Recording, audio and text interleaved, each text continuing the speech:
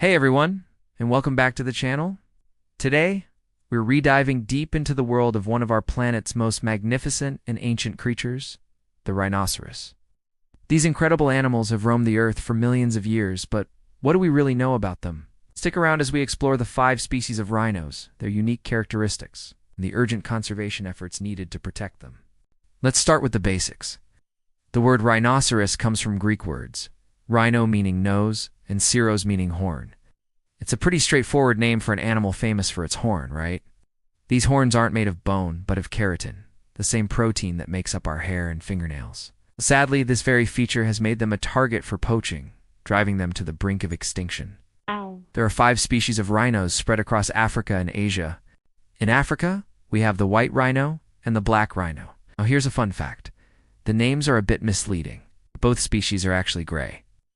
The name white rhino is believed to be a mistranslation of the Dutch word weeged, which means wide, referring to its wide, square lip used for grazing on grass. The black rhino, on the other hand, has a pointed, prehensile upper lip that it uses to grab leaves and twigs from bushes, like a built-in pair of pliers. Black rhinos are generally smaller and considered more aggressive than their white rhino cousins. They are browsers, and you'll often find them in more wooded or bushy areas. White rhinos are grazers, preferring open grasslands. They are also more social, often seen in groups called crashes. Tragically, the northern white rhino is functionally extinct, with only 2 females left on the planet, both under 24/7 armed guard.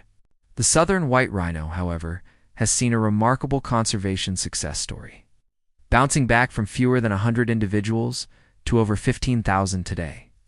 Now let's travel over to Asia, home to the other 3 rhino species: the greater one-horned rhino, the Javan rhino, and the Sumatran rhino. The greater one-horned rhino, also known as the Indian rhino, is easily recognizable by its single horn and its thick, armor-like skin that hangs and folds. They are fantastic swimmers and spend a lot of time in water, grazing on aquatic plants. Thanks to strict protection in India and Nepal, their numbers have increased, which is fantastic news. Next up is the Javan rhino, one of the rarest large mammals on Earth. Like the Indian rhino, it has a single horn and folded skin, but it's much smaller. Today they are only found in one national park in Indonesia, Cangkulan National Park. The entire population is estimated to be less than 80 individuals. They are incredibly elusive, and very little is known about their behavior in the wild, making conservation efforts even more challenging. Finally, we have the Sumatran rhino, the smallest of all rhino species, and the only Asian rhino with 2 horns. What makes them truly special is that they are the most ancient of all living rhinos. It's covered in long hair, a throwback to their prehistoric ancestor, the woolly rhino. They are also the most endangered. Poaching and habitat loss have pushed their population to fewer than 50 individuals scattered across the islands of Sumatra and Borneo. Their solitary nature and remote, dense forest habitat make them extremely difficult to find and protect. So, why are rhinos so important? They're what we call a keystone species. As large herbivores, they play a crucial role in shaping their ecosystems. By grazing and browsing, they help maintain grasslands and prevent forests from becoming overgrown, which benefits many other plant and animal species. They're essentially giant landscape gardeners. Their dung also fertilizes the soil and disperses seeds. Losing rhinos would have a domino effect, leading to dramatic changes in their habitats. The biggest threat to all rhino species is, without a doubt, poaching. The illegal wildlife trade is driven by demand for rhino horn, which is used in traditional medicine in some Asian countries, despite having no proven medicinal value. It's also seen as a status symbol. The price of rhino horn on the black market can be more valuable than gold, making it a lucrative business for criminal syndicates. Another major threat is habitat loss. As human populations grow, natural rhino habitats are being converted into farmland, settlements, and infrastructure. This fragmentation isolates rhino populations, making it harder for them to find mates and increasing the risk of inbreeding. It also brings them into closer contact with humans, often leading to conflict. But it's not all bad news. There are incredible people and organizations working tirelessly to save these gentle giants. Conservation efforts are multifaceted. On the ground, brave rangers patrol protected areas, risking their lives to stop poachers. Technology is also playing a huge role, with GPS trackers, drones, and even trained sniffer dogs being used to monitor rhinos and catch criminals. Community involvement is key. Conservation programs work with local communities to provide education and alternative livelihoods, so people are less likely to turn to poaching. By showing that a living rhino is worth more to the community through tourism than a dead one is to a poacher, we can create a sustainable future for both people and wildlife. Dehorning has also been used as a deterrent in some areas.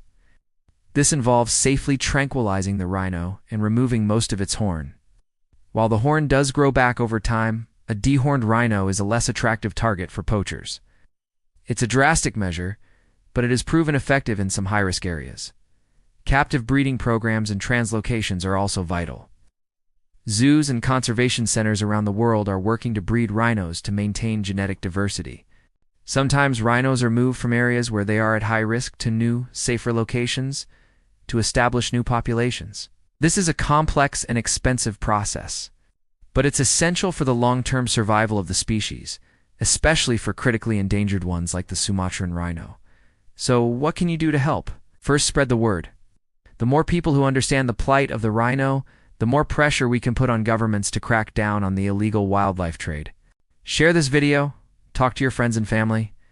Second, support reputable conservation organizations that are on the ground doing the hard work. Even a small donation can make a big difference. And third, be a conscious consumer. When you travel, choose responsible ecotourism operators that support local conservation efforts and never, ever buy products made from endangered wildlife. The fight to save the rhino is a long and difficult one, but it's a fight we can win.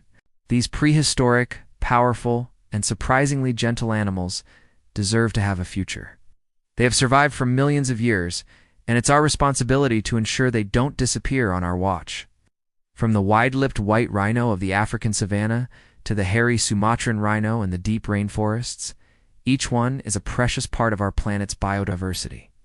Let's work together to make sure future generations can marvel at these incredible creatures in the wild, not just in history books. Thanks so much for watching. If you found this video informative, please give it a thumbs up and consider subscribing to the channel for more content about our amazing planet and its wildlife. Let me know in the comments which rhino species you find the most fascinating. Stay curious, and we'll see you in the next one.